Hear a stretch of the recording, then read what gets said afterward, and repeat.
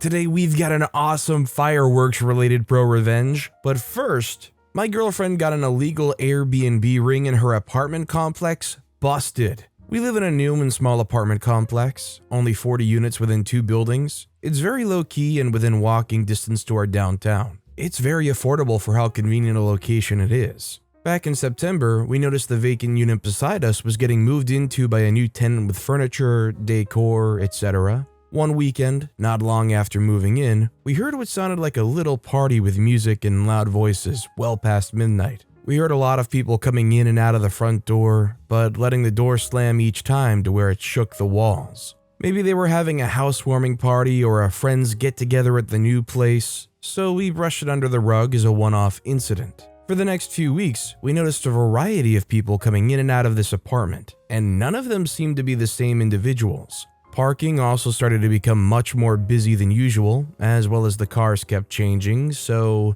something seemed off. My girlfriend started working night shift for her job not long after the neighboring apartment became occupied. She's a light sleeper and noticed that all throughout the morning and before going to work, the neighbor's door was always slamming and shaking the walls. She understands the people are active in the day, and she can't ask people to cater to her night shift needs, but she felt the constant slamming of doors was not only disruptive, but unusual behavior. One particular morning was the straw that broke the camel's back. She had finally had enough of it because of the effect it was having on her sleep. She wanted to see who was slamming the door. She heard the door slamming around 10:30 a.m. and got up and witnessed people walking to their car with suitcases and leaving. Soon after, a man arrived and pulled up the front doormat and retrieved a key. Each time they entered or left, the door would slam and shake the wall. Seeing this, she searched the Airbnb and almost immediately found the rental unit next door. Same floor plans, wall paint, flooring, etc.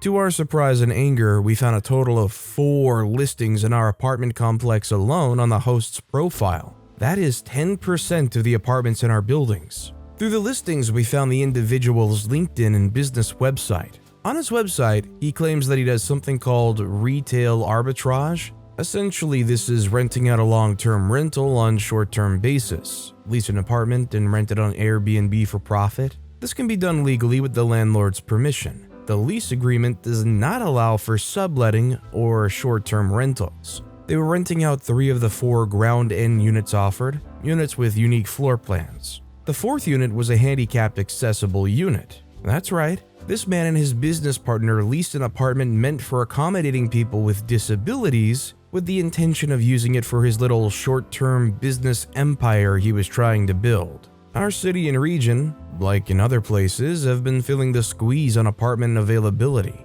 and these jerks are contributing to the problem. It was at this point that we took this personally, as we'd had our own problems dealing with apartment availability, wait lists, disappointment, and frustration. My girlfriend called the leasing office and notified them that the neighboring unit is being rented out on Airbnb, and asked if that was allowed, to which the office gave an emphatic absolutely not and asked for the listings to be sent to them in an email. Later that day, the office called her back and said they notified the tenant that they'll be inspecting the apartments the following afternoon.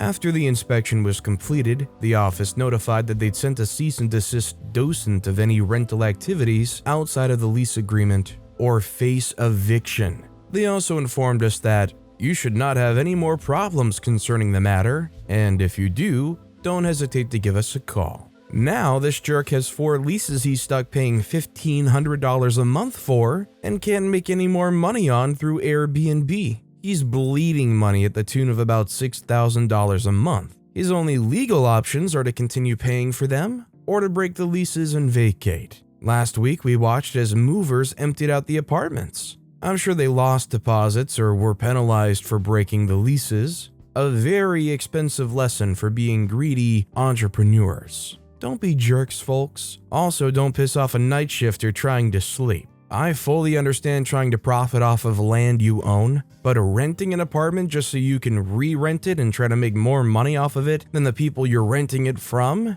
Heck no. Also, hi, I'm Steven, and if you enjoy awesome stories of ProRevenge, why not hit that subscribe button down below? That said, our next story is Petty Revenge on My Grumpy Cousin. I'm 38-year-old female, My cousin, 30-year-old female, is the hipster, artist, feminist type, important for the story. We aren't close, but aside from the amazing social justice work she does, she's kind of a brat, and we don't see each other much. Last Christmas at the big family dinner, Cuz was having a bad day, so I avoided her as much as possible and used kid gloves other times. For context, I was wearing a t-shirt, thick sweater, and no bra, but despite my small boobs being more flat than normal, it wasn't noticeable, except when she walked in on me changing before dinner. After opening gifts and crackers, she was being a jerk to everyone, and my dad finally called her out on the crappy attitude. So what does she do? She yells that she's angry because I'm not wearing a bra and a visible outline is making her uncomfortable. Spoiler alert, they weren't even visible, not even a hint of the shape. She left pretty quick and was told to apologize later. Didn't happen, but that's okay, because I ordered a new shirt and I've worn it to every family event since. It's bright yellow, a ghost costumed bee placed over each boob, with boobies printed under. It inspired the perfect look of shame and embarrassment on her face every time. Now, admittedly, I'm not all up on the feminist movement, but isn't the whole thing with feminist movements to be more freeing, be less restrictive? Can somebody be described as a feminist if they're disgusted that you aren't wearing a bra? This next story is Crazy Neighbor Finally Got Told No. Bit of a long one here, but I think it's best to give the backstory. So I finally moved into my own place around 7 months ago. I was so happy. All my weekends spent working and sleeping in my mom's dining room had paid off. The lady who owned the house before me was older and moved into assisted living. Meeting her when I originally viewed the house, I can guess she was pretty quiet and passive. The first night I moved in, there's nothing in the house but flat-packed boxes, me, and my pup. All's going well until it gets to bedtime and my dog can't settle in his new place. The neighbor's dog clearly didn't take well to my pup's cries, and so begins a barking war. The pair of them bark and bark until 1 a.m. Cue the crazy neighbor. The woman knocks on my door and lets me know my dog's barking. In my head, I'm thinking, yeah, so is yours. But I'm new to the area, so I just apologize and get back to trying to comfort my dog. The morning after, I knock on the next door and apologize again for the noise the night before. The lady gives me nothing but grief, but I brush it off. That day, I do nothing but play with my pup and get him comfortable in his new place. Now, this in itself isn't crazy, but man, this lady is persistent. A few days later, I'm in my garden, and she comes to ask why my mother's bought me a house in this area. I explain to her it's my place, I bought it, and I chose the area. She tells me that I would never get a mortgage. Not that she knows anything about me. Again, I just brush it off. That night, she's banging on our joining wall at 9 p.m. and shouting that I'm being too loud. This time, I'm really not. I'm not doing anything and my dog's asleep. The day after, she's at our garden wall telling me how I'm disrespectful for walking up the stairs so late at night. She tells me that my stairs are at the wrong side of the house. This time, I finally decided to say something back to her. I told her that I haven't just dropped $16,000 on my own place to have her set me a 9 o'clock bedtime. She's been pretty quiet since then. She's had the odd comment to make here and there, but nothing major. Until last Thursday. Last Thursday, I'm working from home and there's a knock on my door. It's the crazy neighbor. The conversation goes, "Move your car, my mom's coming over." I look and my car's in front of her house, but I'm in a meeting and I don't care. Plus, there's plenty of space for her mom to park. I say, "I'm not moving my car." The crazy neighbor says, "Why the heck not?" I say, "Who do you think you're speaking to like that?" They say, "Freaking you." I say, "Okay, bye then." Now I go and close my door, and she forces it back on me and tries to come into my house. I shove her out, lock my door, and call the police, the non-emergency number. She spends the next 5 minutes screaming at my front door for me to come back and move my car, but I just go back to work. A few hours later, the police come and speak with me, tell me I can park where I like, and that if she has a problem with noise, she can make a noise complaint to them and can no longer harass me about it. They then go and speak to her. I don't know what's been said, but I haven't heard a peep from her since. Cue petty revenge. My car has not and will not be moved from the front of her house. I can work from home 80% of the time, and I live so close to work that I can walk it and use the pool cars for any journeys I need. The joy I get every time I see my car in front of her house is one I can't even explain. I hope she loves seeing that little banger in front of her house every time she looks out of her window or leaves her house. Little wins, I suppose. I just hope, despite OP getting this revenge and leaving their car in front of the neighbor's house, that they still maintain their car. I mean, it would be good obviously to start it up fairly often, take it for a drive now and then. Leaving it sitting there is good revenge, but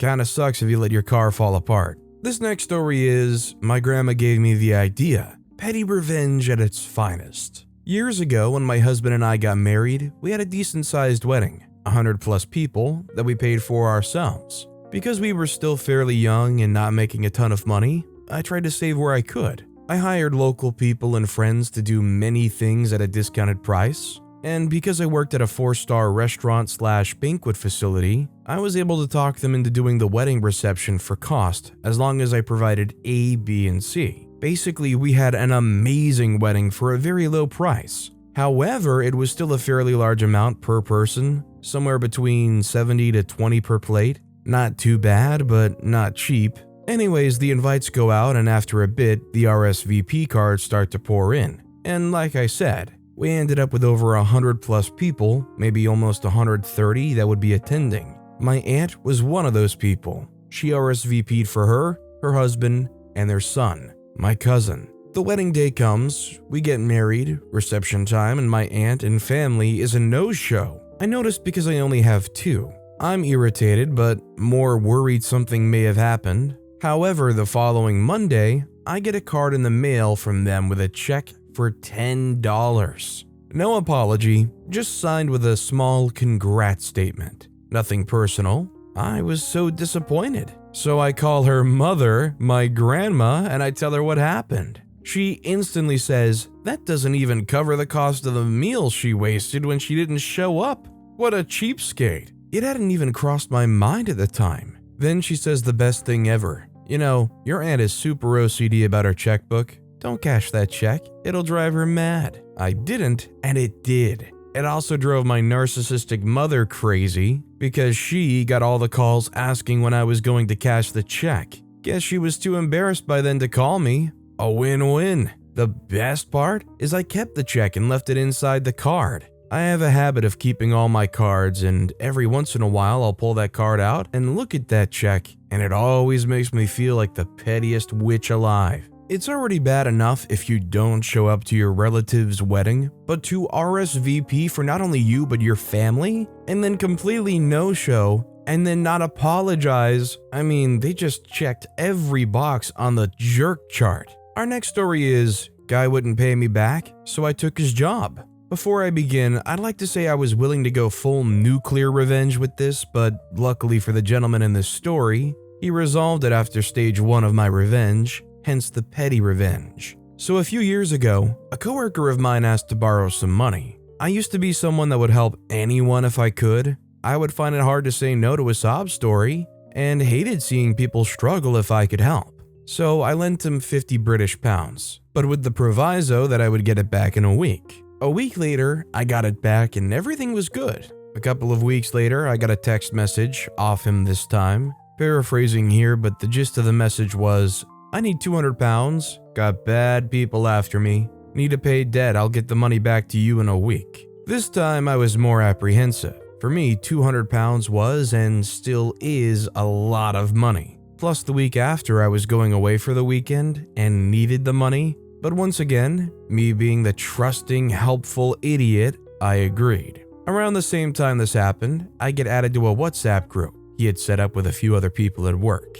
This is important later. Most of the messages were just a bit of crap posting with general other stuff, but soon this guy was adding photos and videos of him getting off his head on drugs. A couple of lines before work with the message just having some breakfast. Videos of him and his mate getting on it of a nighttime. This is happening most days. A week comes and goes. This may come as a shock, but no sign of my money. I started messaging him, talking to him, asking, where's my money? I'm going away this weekend, guy. I need that money. I only agreed because you said I'd get it back. Each time I'd ask, if by text most times no reply, and in person I'd just get excuses. I can't pay for my weekend away with excuses, jerk. Fortunately, the friend I was going away with hooked me up and I paid them back at a later date. I'd been lucky in life, and this kind of thing never really happened before. I don't need the stress of confrontation. Unfortunately, this left me unprepared for the situation.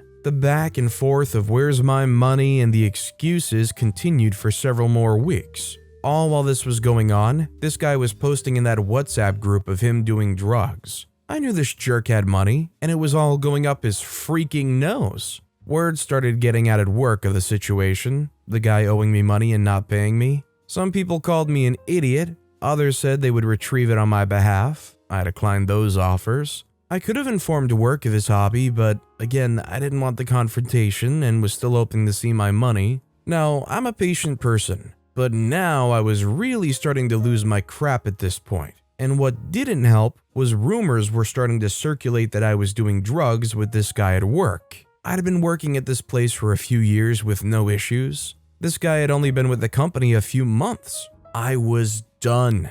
At this point, I was thinking I would never see the money again, and now the rumors, I was royally screwed off. I started looking for a new job at this point. I didn't particularly like my job, but it was a wage and I need money to live. It didn't take long to find a new job, and while I worked my notice, I started working on my revenge. I'm not a vindictive person, but I wasn't going to let the loss of my money go, so I decided that I was going to ruin this guy's life. I was planning on taking this guy's job, car, family, anything and everything I could destroy or take away, I would. And the last part, if the police didn't get him, I knew some people willing to have a chat about the error of his ways. Remember the WhatsApp group? This guy had given me most of the ammo I needed. Plus, I knew what car he drove, and I knew he always had stuff on him. On top of all, he'd also posted videos of himself driving dangerously and speeding in the group.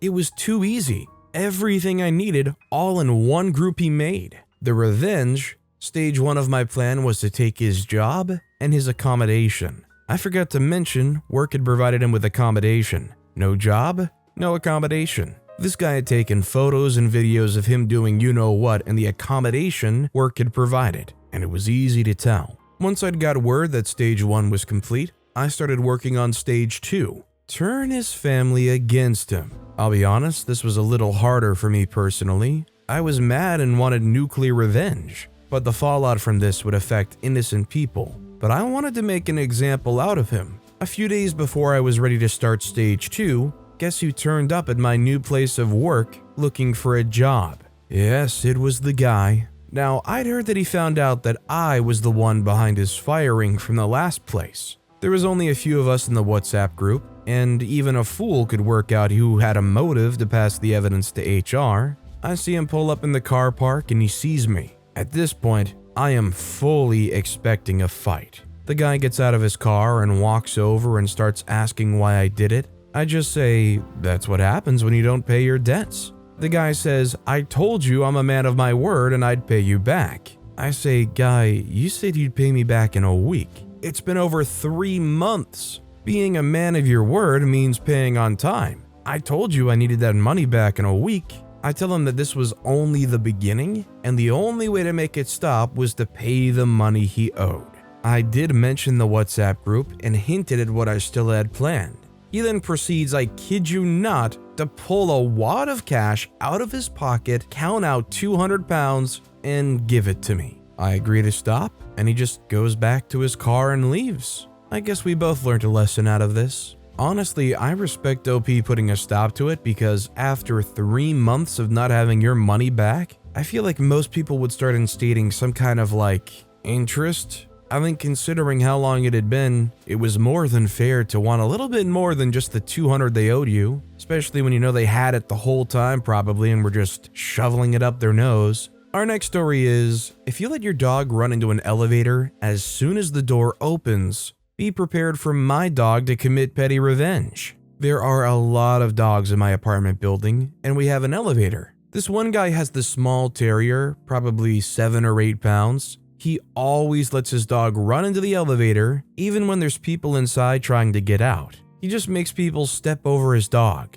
and seems to be one of those dog owners who thinks his dog is so sweet and friendly, even though it's incredibly irritating. I recently adopted a shelter dog around 15 pounds, Reggie, a month or two ago, and he has some leash reactivity. I've been working on him with a professional trainer and it's been getting better, but Reggie still needs a little distance. A dog running at him? Forget it. The first time or two that irresponsible dog owner let his terrier run at my dog, I tried really hard to restrain him and used my legs as a barrier between the two dogs to get Reggie out of the elevator quickly and safely. But the third time, I was very annoyed. I am sure fellow leash reactive dog owners know, when you're pulling your dog to the side and trying to calm them down, there is always some jerk dog owner who keeps letting their dog come closer and closer to say hi, even when it's obvious you're trying to lead your dog away.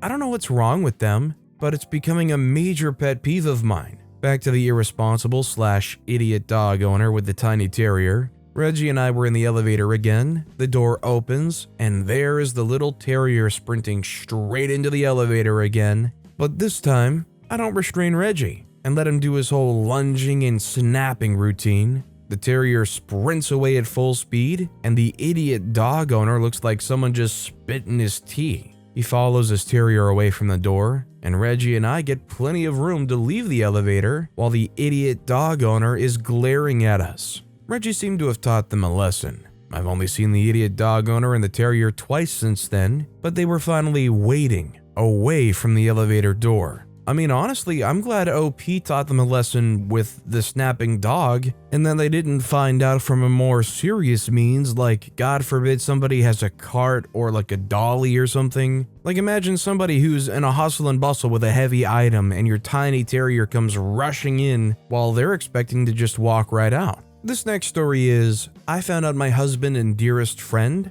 were having an affair. My ex-husband and I met when our best friends married each other. He was the best man and I was the maid of honor. After a couple of years, we all lived in the same community and had our 4 children in the same time frame. We hired my friend, let's call her Hobag, to be our attorney for our business when we thought about selling franchises. Hobag and my ex, let's call him Dog, spent lots of late nights working out the kinks in the contracts and more. One July, they had to go to New York for a week to interview prospective franchisees. Her ex-husband called me to say that he'd hired a detective who followed them and saw them all lovey-dovey and that they only had 1 hotel room. Well, since it was July and sizzling, her front right minivan window was open about 2 inches. I took it upon myself to puree a few raw shrimp with chicken broth and strain the solids out. Then I fed a long tube down to her rear passenger carpet and under the seat as best as I could. I didn't choose the front seat because it had removable mats. I then slowly funneled about half a cup of my potion down the tube. That week it was over 90 degrees Fahrenheit every day. It was ghastly. A triumph. Her husband and I didn't let on that we knew about their affair until we'd each had consultations with every good lawyer in our city and had our financial ducks in a row. Petty, effective revenge, I don't regret. Isn't it sad that things get to this point where you feel so sure that your partner's cheating on you that you go and hire a detective, a PI, to go and follow those people to New York?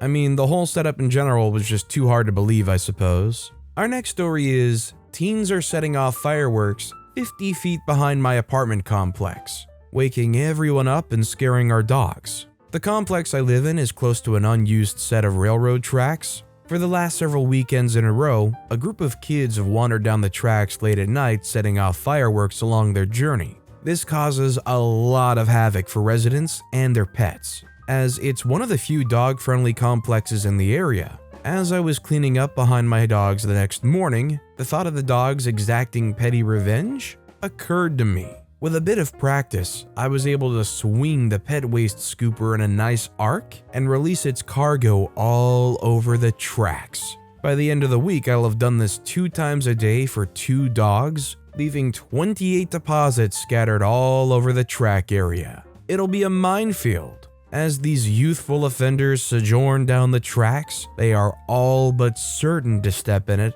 and soil their fine kicks. To be fair, if you're going and walking down next to some railroad tracks in an area that isn't necessarily developed or on a road, if you have to walk a bit in nature alongside a railroad track, you should kind of expect that you're going to probably step in something gross. That said, you kind of do wish that they would still wear their expensive, nice sneakers and step all in this doo-doo. That said, our final story of the day is, my neighbor has a problem with me slamming my door. I've lived in this apartment for just over a year, and I've interacted with my neighbor 3 times. Each time, it's for him to complain at me that I'm slamming the doors and making the wall shake, and it's really disturbing. In the first interaction, I apologized profusely, said I had no idea, said, "Oh, you should have left me a note or something. I don't want to be inconsiderate." I said I'd be more careful and asked if there were any other issues.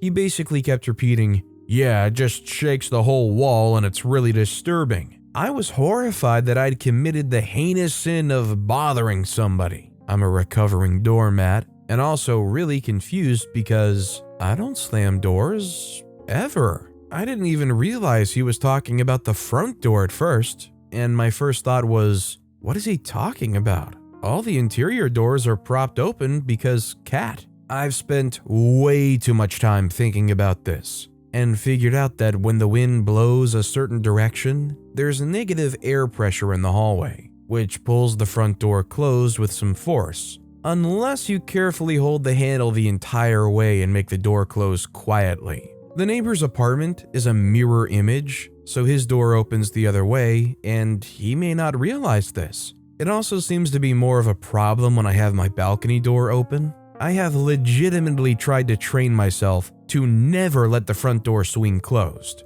You should see me on my hands and knees dragging groceries in and sliding them across the kitchen floor, because I don't want to walk in with both hands full and let the front door slam swing behind me. But basic human doing your best only goes so far. And there have been 2 more times that I forgot and he came out to complain at me. After the second interaction, I was really bothered that he still seemed to think that I was slamming the door deliberately, and I left a note on his door apologizing again, explaining about the wind thing and reiterating that I would do my best, and it wasn't intentional. The third interaction went like this. I forgot my keys, ran back inside to get them off the counter, and allowed the door to slam shut behind me. He came out as I was locking my door and said, "You're doing it again." I said, "I'm sorry, I'm doing my best." He said, "It's incredibly disturbing and makes the whole wall shake." I said, "I'm doing my best. What more do you want me to do?"